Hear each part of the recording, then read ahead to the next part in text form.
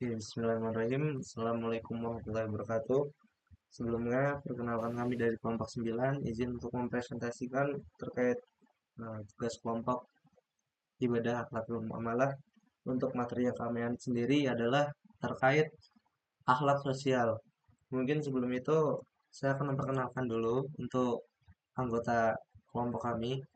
Yang pertama, ada Fis Anggara, NIM 012, Agis bin Kolbi, NIM 025, Muhammad Raihan, NIM 053, Sukma Ramadan, NIM 147, Faitul Raka Zain, NIM 174, dan saya sendiri, Muhammad Ali Khalifa, 016. Oke, mungkin setelah ini eh, kami akan lanjut langsung ke eh, materi yang akan kami presentasikan. Mungkin kepada rekan saya, monggo. Di bawahnya kan udah ada bagiannya, teman-teman. Nanti langsung dijelaskan aja. Dari Mas Hafiz, monggo. Langsung Oke, dijelaskan. terima kasih. Saya akan menjelaskan poster tentang pandangan Islam tentang kehidupan sosial. Yang pertama ada manusia adalah makhluk sosial. Dalam pandangan Islam, manusia diciptakan untuk hidup bermasyarakat. Tiap orang memiliki peran dan tanggung jawab terhadap orang lain. Hidup bermasyarakat mengajarkan kita untuk saling membantu, menghormati, dan bekerja sama demi kebaikan bersama. Yang kedua, hidup harus adil dan penuh kasih sayang. Islam menegaskan agar manusia selalu berlaku adil dan berbuat baik kepada siapapun tanpa membeda-bedakan. Keadilan dan kasih sayang adalah dasar. Dengan bersikap adil, masyarakat akan terhindar dari permusuhan. Sedangkan kasih sayang menumbuhkan rasa persaudaraan. Yang ketiga ada menjaga ukhuwah atau persaudaraan. Persaudaraan atau ukhuwah dalam Islam mencakup ukhuwah Islamiyah sesama muslim, ukhuwah insaniyah sesama manusia, dan ukhuwah wathaniyah sesama bangsa. Dengan menjaga ukhuwah, umat akan menjadi kuat dan saling mendukung satu sama lain, baik dalam urusan dunia maupun akhirat. Yang keempat ada saling tolong-menolong dalam kebaikan dan takwa. Allah memerintahkan agar manusia saling membantu dan dalam hal kebaikan dan takwa. Kerjasama sosial yang baik akan menciptakan lingkungan yang harmonis dan penuh kedamaian. Sedangkan kerjasama dalam keburukan hanya akan menimbulkan kerusakan dan perpecahan. Yang kelima, menjadi pribadi yang peduli. Islam mengajarkan agar kita peka terhadap keadaan orang lain. Seorang muslim harus memiliki rasa empati, menolong yang membutuhkan, dan memperhatikan kesejahteraan masyarakat di sekitarnya. Kepedulian sosial adalah wujud nyata dari akhlak yang baik dalam kehidupan bermasyarakat. Oke, poster selanjutnya, Islam sebagai pedoman kehidupan sosial. Yang pertama ada hidup rukun dan damai. Islam mengajarkan agar umatnya hidup saling menghormati, menjauhi permusuhan, dan menjaga kedamaian. Dengan hidup rukun dan damai, hubungan antara antar individu maupun kelompok akan menjadi harmonis dan masyarakat akan terhindar dari konflik. Yang kedua, menjunjung tinggi hak dan kewajiban. Dalam Islam, setiap individu memiliki hak dan kewajiban yang seimbang. Menjalankan kewajiban dengan baik akan membuat hak orang lain terpenuhi, dan menghormati hak orang lain adalah bagian dari akhlak sosial yang diajarkan Islam. Yang ketiga, menolak penindasan dan diskriminasi. Islam menolak segala bentuk kezaliman, penindasan, dan diskriminasi. Semua manusia memiliki derajat yang sama di hadapan Allah, yang membedakan hanyalah ketakwaannya. Karena itu, tidak boleh ada sikap sombong, merendahkan, atau menindas orang lain. Yang keempat, membangun sikap toleransi dan kepedulian. Toleransi dalam Islam berarti menghormati perbedaan dan menjaga kerukunan, baik antar agama, antar suku, maupun antar individu. Selain itu, Islam juga menumbuhkan rasa peduli sosial agar kita saling membantu dan tidak menutup mata terhadap penderitaan orang lain. Dan yang kelima, mewujudkan masyarakat sejahtera dan diridhoi Allah. Masyarakat yang menerapkan nilai-nilai Islam dalam kehidupan sosialnya akan menjadi masyarakat yang adil, makmur, dan tentram. Kehidupan sosial yang berdasarkan akhlak mulia akan membawa keberkahan serta keridhaan dari Allah Subhanahu wa taala. Untuk selanjutnya, Baik, selanjutnya saya akan melanjutkan penjelasan mengenai isi poster kami. Yang pertama, masyarakat Islam yang ideal itu hidup rukun dalam perbedaan. Islam mengajarkan kita saling menghargai perbedaan suku, budaya, dan agama. Perbedaan bukan untuk bertengkar, tapi untuk saling melengkapi agar masyarakat lebih tentram dan harmonis. Yang kedua adalah menegakkan keadilan. Dalam Islam, keadilan wajib diterapkan kepada semua tanpa memandang status. Tidak boleh ada diskriminasi atau penindasan. Dengan keadilan, masyarakat hidup lebih aman dan saling percaya. Berikutnya, Islam sangat menekankan sikap tolong-menolong dalam kebaikan, seperti membantu tetangga, ikut gotong royong, atau berbagi rezeki. Dengan saling membantu, hubungan sosial jadi lebih kuat. Selanjutnya adalah menjaga amanah. Amanah berarti bisa dipercaya, baik dalam pekerjaan, organisasi, maupun janji pribadi. Kalau semua orang jujur dan amanah, masyarakat jadi tertib dan terhindar dari kecurangan. Dan yang terakhir, menjauhi kemaksiatan. Islam melarang perbuatan seperti fitnah, ghibah, dan hal-hal yang merugikan orang lain. Jika masyarakat menjauhi maksiat, kehidupan jadi lebih damai dan penuh berkah. Pada poster kedua, yang pertama adalah berlaku adil. Keadilan menjadi dasar kesejahteraan karena semua orang berhak mendapat perlakuan yang sama. Dengan keadilan, masyarakat hidup tenang dan saling menghormati. Berikutnya ada zakat, infak, dan sedekah. Ini adalah cara Islam mengurangi kesenjangan antara yang mampu dan yang kurang mampu.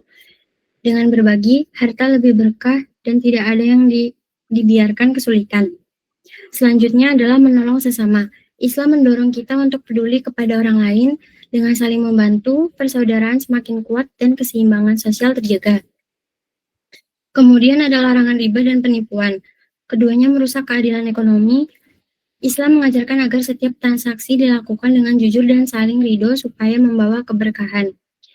Dan yang terakhir, Islam menekankan kerja keras dan kejujuran. Rezeki yang halal datang dari usaha yang sungguh-sungguh, orang yang bekerja keras bermanfaat bagi dirinya sendiri dan juga masyarakat. Baik, sekian dari saya. Selanjutnya, Untuk selanjutnya, toleransi internal dan antar umat beragama dalam Islam. Toleransi dalam Islam mencakup toleransi antar umat Islam yang berarti menghormati perbedaan pendapat sesama Muslim tanpa memonopoli kebenaran, dan toleransi antar umat beragama yang berarti menghormati hak dan kebebasan beragama non-Muslim selama mereka tidak memerangi umat Islam. Inti dari toleransi ini adalah sikap saling menghormati dan berbuat adil, tanpa memaksakan keyakinan dan tanpa mencampuri urusan keyakinan agama lain. Toleransi antar umat Islam atau inter, saling menghormati perbedaan, menghargai pendapat saudara sesama Muslim, kecuali dalam hal yang bersifat qot'i, pasti dan mutlak. Yang kedua, tidak memonopoli kebenaran, menyadari bahwa tidak ada satu pihak pun yang berhak memonopoli kebenaran selain yang sudah jelas dalam ajaran agama. Berikutnya, ketiga, menerima keunikan, memberi ruang untuk saling menghargai keunikan masing-masing tanpa merasa terancam. Berikutnya, toleransi antar umat beragama. Yang pertama, menghormati perbedaan. Islam mengakui bahwa keberagaman umat manusia dalam beragama adalah kehendak Allah Subhanahu wa Ta'ala dan harus dihormati. Berikutnya kedua, berbuat adil, melarang berlaku zalim terhadap non-muslim yang tidak memerangi umat Islam, serta menganjurkan untuk berbuat baik dan adil kepada mereka. Berikutnya ketiga, tidak ada paksaan. Islam secara tegas melarang pemaksaan kehendak untuk masuk agama Islam karena tidak ada paksaan dalam agama. Berikutnya yang keempat, menjaga hubungan baik, bergaul dan hidup rukun serta damai dengan non-muslim yang tidak memusuhi. Yang terakhir, fokus pada muamalah. Toleransi ini lebih ditekankan pada interaksi sosial muamalah yang baik, bukan melebur atau bertukar keyakinan. Yang selanjutnya yang disampaikan Rehan. Oke. Berikutnya, saya akan menjelaskan pandangan Islam mengenai kemiskinan, kebodohan, dan pengangguran. Yang pertama, kemiskinan. Islam memandang kemiskinan sebagai ujian yang harus diatasi, bukan aib. Umat dianjurkan bekerja keras, berusaha secara halal, dan menunaikan zakat serta sedekah untuk membantu sesama dan menciptakan kesejahteraan bersama. Berikutnya ada kebodohan. Kebodohan adalah sumber kemunduran umat, karena itu Islam mewajibkan setiap muslim menuntut ilmu tanpa memandang usia atau status. Dengan ilmu, seseorang dapat meningkatkan derajat dan berperan dalam kemajuan masyarakat. Berikutnya ada pengangguran. Islam menolak sikap malas dan mendorong umatnya untuk produktif. Bekerja dianggap ibadah jika dilakukan dengan niat baik dan cara halal. Setiap orang hendaknya berusaha mandiri serta berkontribusi bagi lingkungannya. Sebagai tambahan, Islam juga mengajarkan agar umat saling peduli dan membantu yang lemah. Pemerataan ekonomi, pendidikan, dan kesempatan kerja adalah bagian dari tanggung jawab bersama untuk menciptakan keadilan sosial. Oke, mungkin itu saja yang saya dapat jelaskan.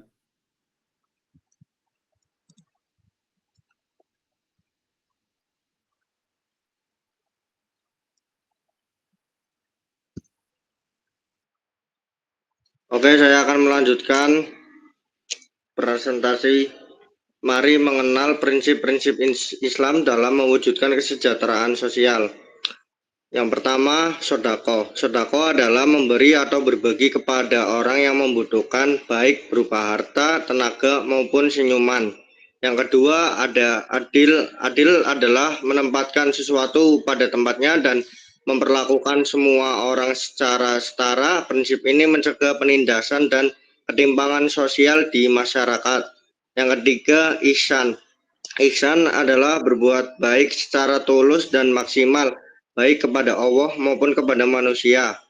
Yang keempat, zakat. Dengan zakat kita belajar berbagi dan peduli kepada sesama. Siapa yang suka berbagi pasti disayang Allah. Oke.